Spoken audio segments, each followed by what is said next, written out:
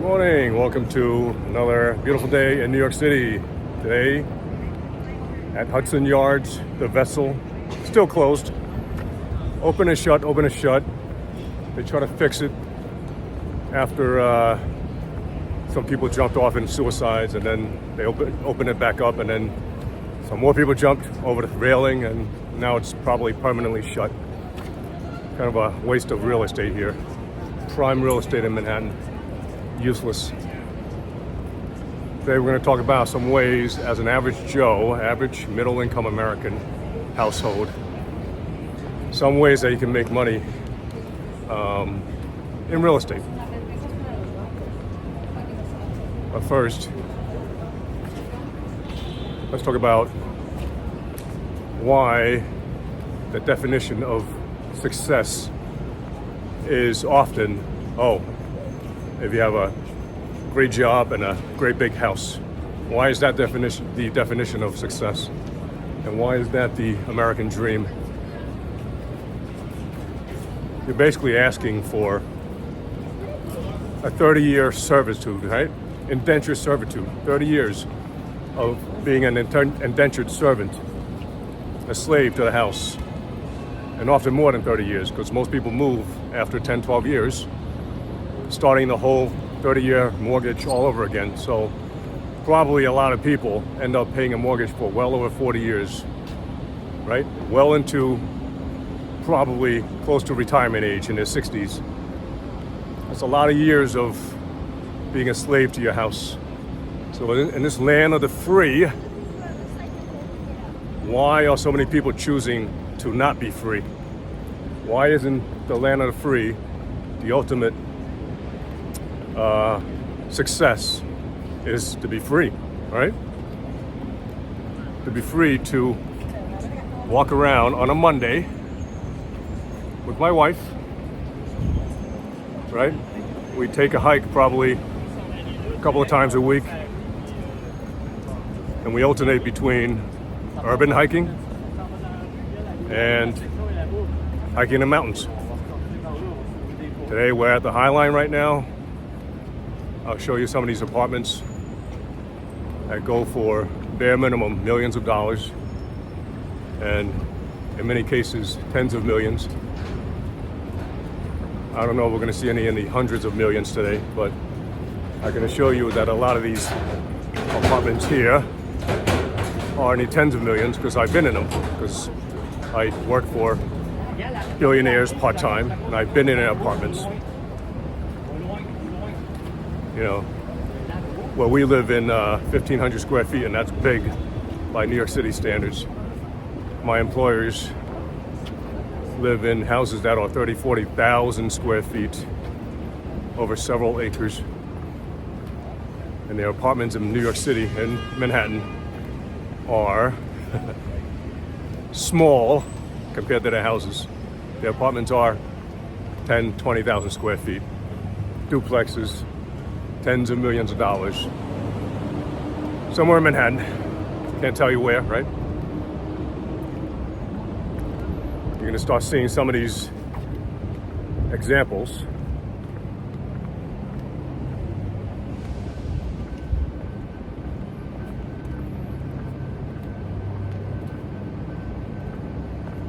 So we're over the High Line right now in Chelsea.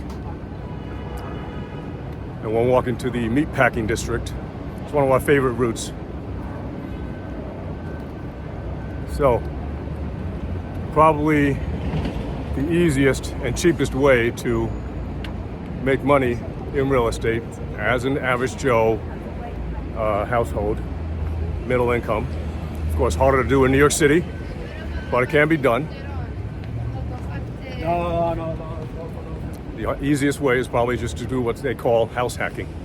That is, you buy a house, you live in it with roommates, right? With roommates. You live in one bedroom, you rent out the rest. Or if I had to start all over again, and I was really desperate to have my own property, I would buy a house, live in the basement, and rent the entire rest of the house out, because that is, right, that is the biggest bang for the buck. The rest of the house does rent for significantly more that way, right? And you can't rent out a basement legally in New York City anyway. You can't rent out a basement to other people, but who's to say? Who's to say you can't live in it by yourself? I mean, in my other video, I stated that the four of us, my parents, me and my sister, we stayed in a basement, not even a whole basement. We stayed in a 10 by 10 room with 2 mattresses for 2 years in order to save up money. That's even well beyond house hacking.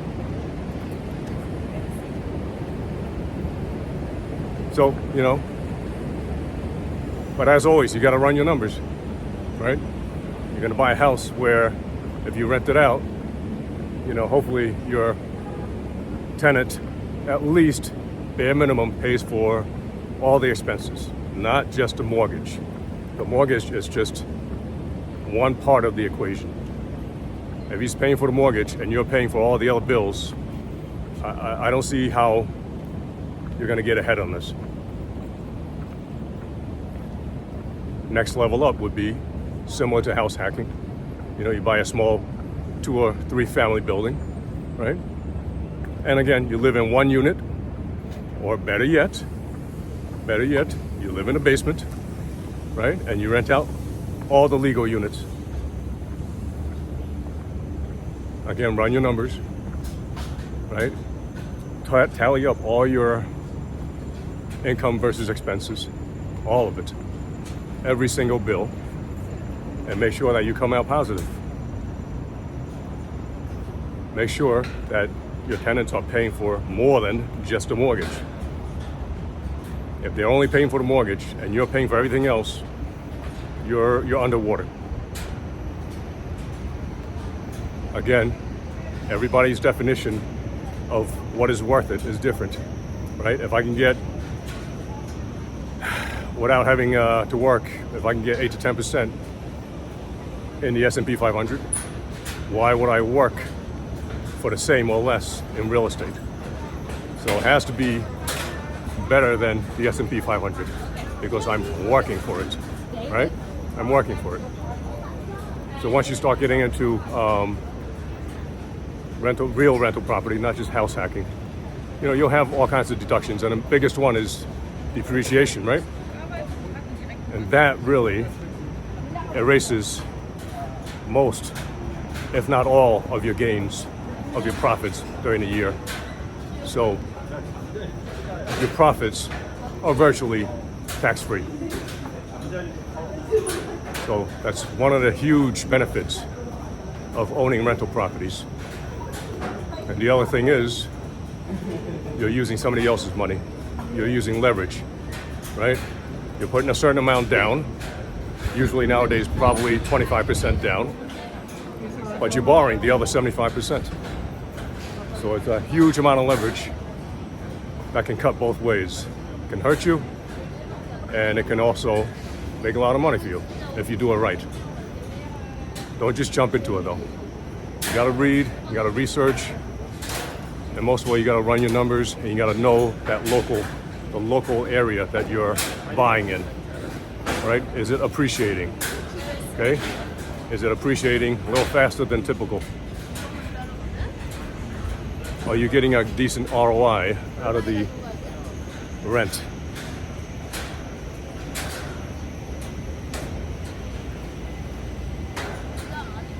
Look at this. Can't believe this is Manhattan, right?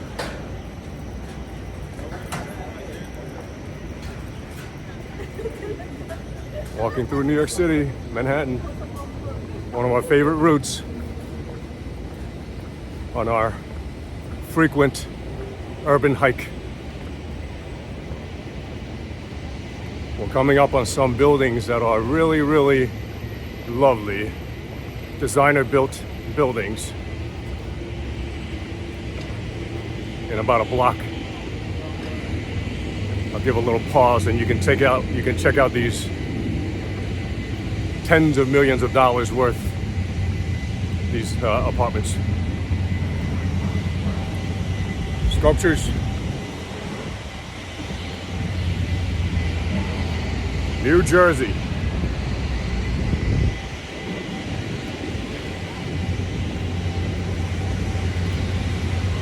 Volunteers working to keep this place beautiful. Volunteers. I also run a volunteer website called Bayside Ploggers, where my wife and I, my family, we, on our walks, will take a garbage picker and pick up garbage along the way. And we'll do park cleanups about once a week. It's good for exercise, and it's good for the neighborhood.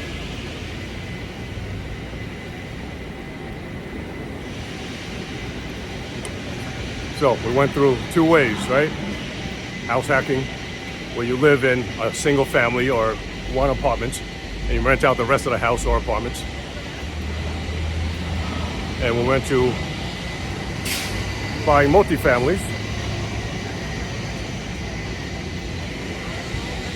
and renting out one out of those units. Oh, they stopped it. We're stuck. We're stopped. What's going on today?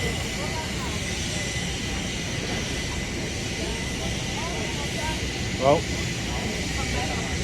Bella Hadid building back there, famous designer.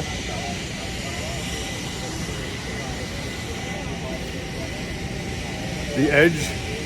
There's a nice platform up there, viewing platform. Been up there a couple of times. Very nice, lovely. All right, where we gotta go? I guess we're heading back. Guess we're heading back. Oh well, we'll take to the streets. We're gonna take to the streets and demand our freedom.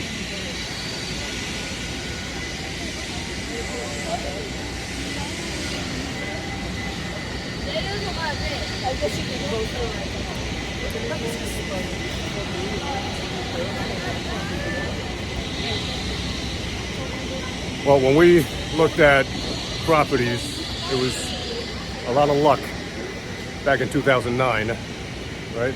Everything was basically half off. I mean, you have no idea at the time when you're buying that it would go up that fast. You can't time the market. It is what it is, right?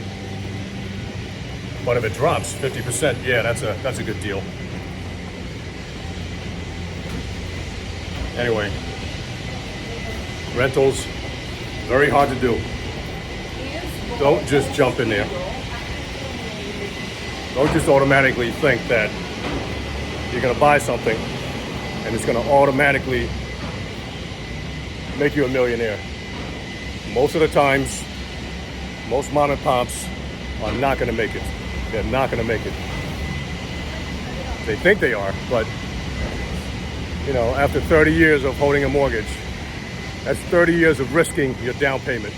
You're buying a $1 million property with 25% down. That's $250,000 plus other fees. So well over $250,000 sitting there that you're risking. Anytime somebody, especially in New York City, anytime somebody doesn't want to pay, it's going to take you a year or more to get them out. That's a year or more without any income. Can you sustain that? Right? COVID. 3 years of COVID, where tenants were either laid off or simply did not want to pay because, look, nobody else is paying. Why should I pay? Can you hang on for 3 years? Do you have the excess income to pay your mortgage because your tenants are not paying or unable to pay? It's a huge risk. You could get divorced. Once again, 50% divorce rate in America. You can get divorced. Can you still maintain that rental property as a single income earner? It's a huge risk, but it can be done if you're really that much into real estate. It does take a lot of skill. You're a manager, especially on the lower end, right, where you're only one or two units. You have to wear many different hats. Manager of people, you have to be a business owner, primarily, right? It's a business, and your tenants are your clients and your customers. You have to be somewhat of an accountant.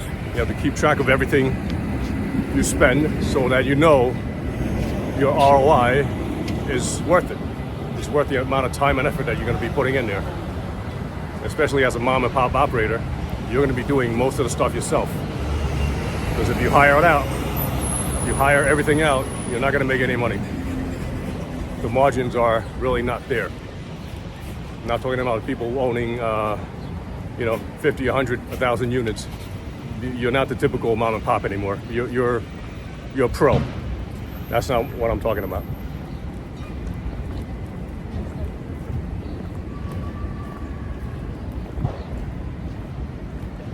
All right, off the top of my head,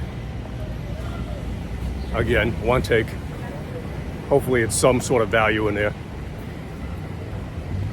I don't know what. Hopefully the big takeaway is it takes a lot of work, effort, knowledge, skills, research, reading. If you're not going to do that, don't do real estate investing. You see these people that they're rich. They got rich in real estate. Look at how much they own. That's literally the tip of the iceberg. They're the ones who did it well. The vast majority, just like an iceberg, 95% of that iceberg is underwater. Okay? The vast majority of real estate investors, mom and pop investors, are underwater. Underwater. Not to say that they're losing money, but they're not making as much money as they think they are. They could be making a lot more money in some other fashion.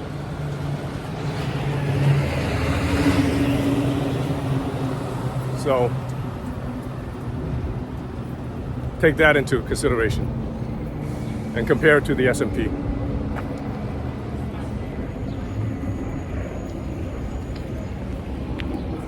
There it is. We just got off the High Line there. Closed for some reason, for repairs maybe.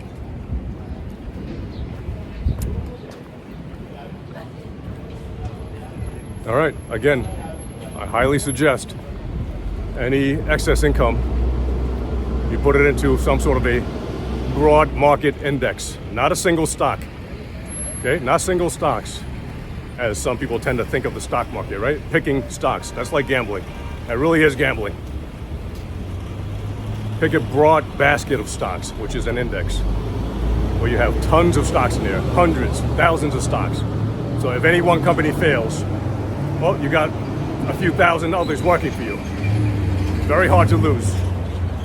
Like if you don't believe in that, you simply don't believe in the American economy. That's what it is. If you don't believe that a basket of stocks, of hundreds of the biggest stocks in America, and the multinationals, right? So literally hundreds, thousands of the biggest companies in the world, if you don't believe in those, then you really don't believe in the American dream, in the American economy, right? If my basket of S&P stocks suddenly tanked and suddenly went kaboom, like some people think, right? Just have zero value, the world has ended. The world has literally ended, not just America. So I don't think that's going to happen. All right, some food for thought as we walk through Chelsea. Till the next one.